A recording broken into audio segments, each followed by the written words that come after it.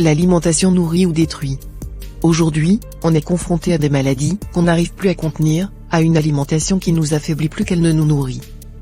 Mais as-tu déjà pris un moment pour penser à nos ancêtres, ceux qui marchaient sur cette terre d'Afrique il y a des siècles? Ces hommes et femmes vivaient en harmonie avec la nature, en connexion profonde avec leur environnement. Ils ne consommaient pas d'animaux comme nous le faisons aujourd'hui, non pas parce qu'ils n'en avaient pas la possibilité, mais parce qu'ils voyaient au-delà de leur propre survie. Ils comprenaient l'importance de préserver chaque être vivant, d'utiliser les ressources de la terre sans en abuser. Leur respect pour la vie animale faisait partie intégrante de leur culture, de leur sagesse, et ils n'avaient ni les cancers, ni le diabète, ni les maladies cardiaques qui frappent tant de gens aujourd'hui. Peux-tu imaginer à quel point leur corps devait être sain, libre des toxines, libre de la souffrance animale qui empoisonne notre santé, notre mental, et même notre conscience?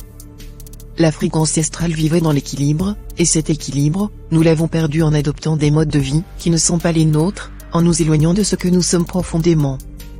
Alors, pourquoi ne pas regarder en arrière pour apprendre d'eux, nos ancêtres? Pourquoi ne pas reprendre cette voie de la sagesse, où la nature et l'humain coexistent sans exploitation?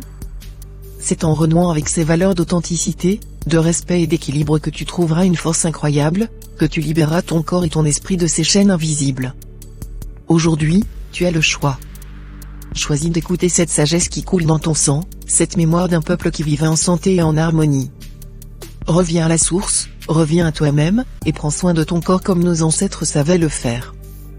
L'avenir n'est pas dans l'imitation des habitudes qui nous affaiblissent, mais dans le retour à ce que nous sommes vraiment. Tu as cette force en toi. Reviens à tes racines, et fais renaître la sagesse de l'Afrique en toi. Gratitude.